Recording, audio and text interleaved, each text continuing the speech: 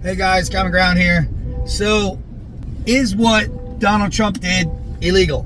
Is it an impeachable offense, as AOC is saying? Clutch my pearls. I'm so offended for the 50,000th time. Can you believe this? He did his job. Oh! So, the Democrats have their new talking point of the week. You know, this week it's, we have to impeach him because it was unconstitutional for him to bomb Iran. Was it actually unconstitutional? This is an easy one. Even for the low information leftards that don't understand how things work. I used to think like MAGA Trump-tards were the dumbest people in the world. That just no matter what he did, you know, the sun set on his head and everything else. I am convinced now the leftards are beyond MAGA dumb Trump-tards by a mile. Like, it's not even close. I wrote this up so I can do the educational part now. All right, so pay attention. Here's your talking points if you're on the right, trying to educate the idiots on the left. Here's your common sense understanding if you're in the middle. 1973, Congress passed a law. They called it the War Resolution Act, the War Act.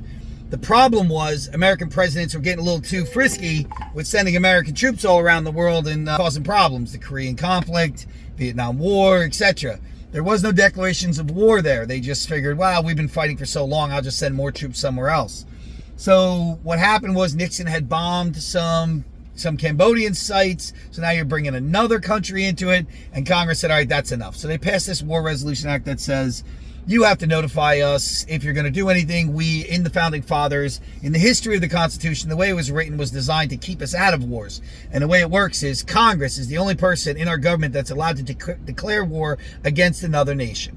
All right. And they keep the power of the purse, so to speak, which got strengthened through when the Nixon situation happened as like a give to Nixon, and Nixon give back to Congress. But they got the power of the purse and they get to declare war. And the president is the commander-in-chief. He gets to operate and make the decisions on how they're going to go about the war, so to speak. So, and the idea also was to put a civilian in charge of the military so that it isn't just military thinking, so that there will be some balance. That was the idea. It was very intelligent.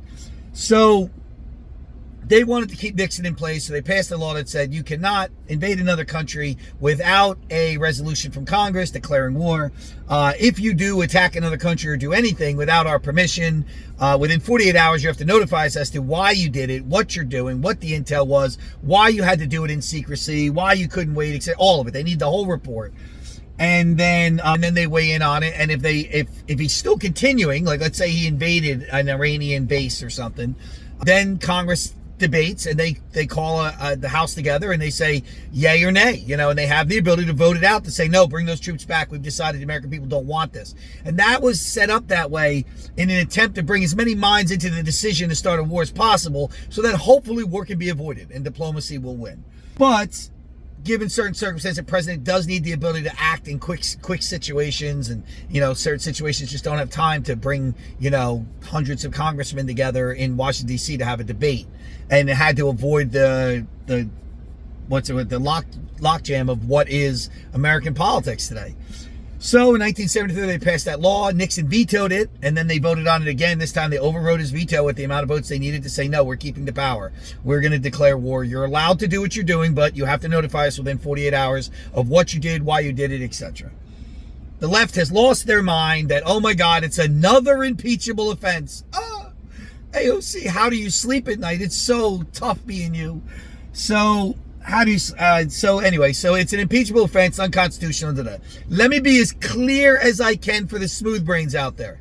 Everybody who is saying it is an impeachable offense and it is unconstitutional on TV, politicians, any MSNBC, and all those people, they know they're lying to you. They're fully aware that they are lying to you. And they have so little respect for your intelligence that they're saying it anyways, because it's trending, so they're like, whatever. The law is very simple on this. It's not even a debatable thing. 1973 was passed. Now, to give you an example, to put it in context, has there ever been a president acted, I know you know the answer, without congressional approval, attack a rogue state, another nation, terrorists, whatever? You know the answer, right?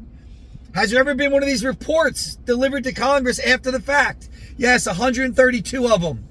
And there never was a constitutional crisis the other 132 times. But now, Orange Man bad. Let's all grab our pearls and start crying of the fear of what he done and the disgusting scum human beings like a Rachel Maddow. Trump has declared war on Iran. They have spent so many years conditioning the left to get so upset and always be scared. You ever see the interviews of these people at the No Kings marches? They're like crying and stuff. They're so scared that, oh, I can't be gay no more. I can't be a woman no more. They're going to put me in chains. It's just, oh my God. If it wasn't so sad, it'd be hilarious because we would just laugh at these people and be like, spend more money on your therapist, honey. Like, less on the blue hair, more money on your therapist. Like, I don't feel bad for you that you have fake fear. Like, that's your choice to where you're getting your information from. But it is also sad for our country that it works so easily, that they just got to say, Orange Man bad, and then whatever that is, it doesn't matter. It's just everybody goes, yup, it's unconstitutional. In what part of the Constitution? Only Congress can declare war. He didn't declare war. So what? So I don't know. What do you want me to say? I'm sorry. I'm not trying to pick on the leftards today. I am, but like, because it's just getting old. Aren't you guys getting fatigued by this? At some point, don't you get tired of being lied to? Don't you like want a representative that tells you the truth?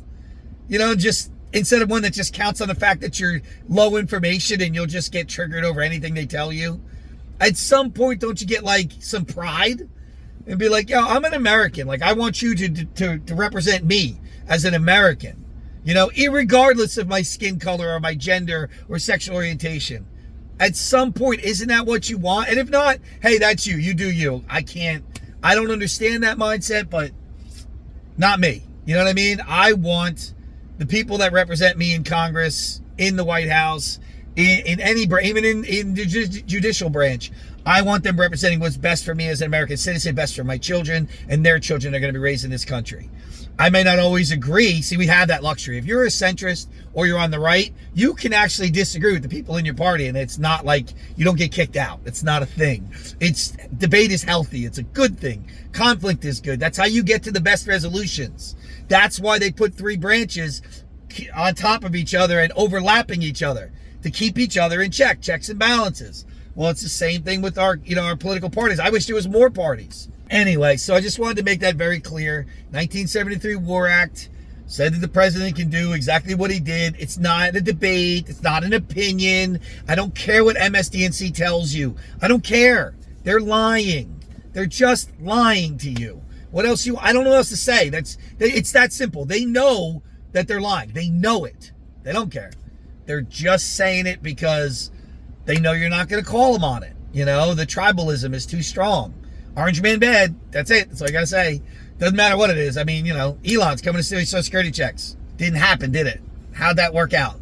You guys spent like months crying over something that just never came to fruition. That should bother you a little bit. I mean, that's just me. I don't know. I guess you guys still check under your bed before you go to bed for the boogeyman. I don't know. You know? Yeah, that's all I got. I just wanted to point that out to everybody. The attacks on Iran, I'm not a fan of bombing other countries. I'm not a fan of war. I'm not a fan of any of it. I also know that there are a lot of bad people in this world. There's a lot of bad actors. And they want bad things for people in America for whatever reason. Maybe we deserve it. Not even arguing that point. That's a whole different debate. But I'm not okay with it either. So if somebody wants to hurt the people that I love, I don't want them to have the most dangerous weapon in the world. And assuming, I have to say assuming because, you know, it's the U.S. government, who knows, assuming the intelligence is correct that they were enriching uranium to 60%, like Rubio said, shooting for 90, which is the next step. Like, it's getting to 60 is hard, getting to 90 is easier, so to speak, like quicker. That's military grade. That's for weapons. That's the only reason you do it. You don't need to enrich it past up to 60% to do energy, to use it in a nuclear power plant. That's not how it works. You don't have to know all the details to know that that's just not how it works. So the only other reason you do it is to turn it into a weapon. So if that's what they were doing, and, you know, also they built the plant that they lied, said it didn't exist, and put it like 300 feet under the ground. I mean, that's a lot of work for something that you have nothing to hide. You know what I mean? So just come on, guys, use your brain. This was a good thing. It was necessary. Great job to the soldiers out there. Flawless victory. Total Mortal Kombat, flawless victory there. You know, finish him. They, amazing. They did an amazing job. It's a lot to fly a plane for 37 hours and be somewhere at the exact right time, at the exact right setup, and blow things up that are 300 feet up. It's not easy. It's a lot of work, and they did an amazing job. So I appreciate the hell out of them. I thank God everybody got back safe. I have my son is actually in the Air Force, so yeah, I want to see them all do well and not have any problem. I mean, the fact that they said they did it and not even a shot was fired, not even a plane took off. They were able to get in, get out. You know, that's great. And you wonder how long this is being planned. And also too, so you understand, if Donald Trump, I want to just say this, if Donald Trump had sent those B-2 bombers and dropped bombs in the middle of Tehran and had done some of the damage like what took place in Gaza and stuff, I would be one of the most vocal people on here about they need to get him out of office. We can't have him leading our country. You know what I mean? You cannot just kill innocent people like that. Like, I don't agree with that. No, that's wrong. That's not what happened. They bombed nuclear bases that were in the middle of mountains, in the middle of nowhere. There was probably very few humans even there, if any. Russia took their people out because they already knew it was coming. I mean, I think everybody knew it was coming, right?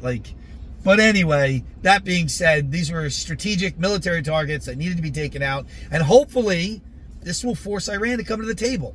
Because now the dream of having nuclear weapons is gone. It's over. You're not doing it. It's not happening. Not for another 20 years. So just, all right, let's get back to scratch now.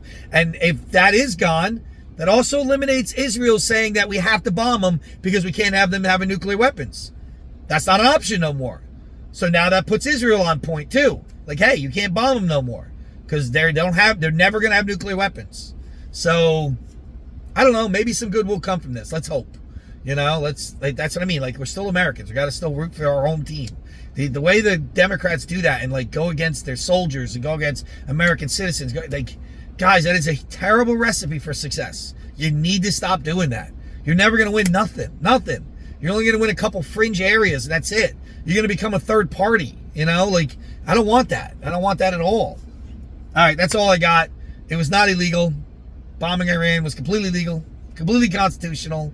There's no crisis. That's make-believe. That's more Democrat talk. Common Ground out, guys. Hope you all have a great day. Stay cool out there. It's hot as heck.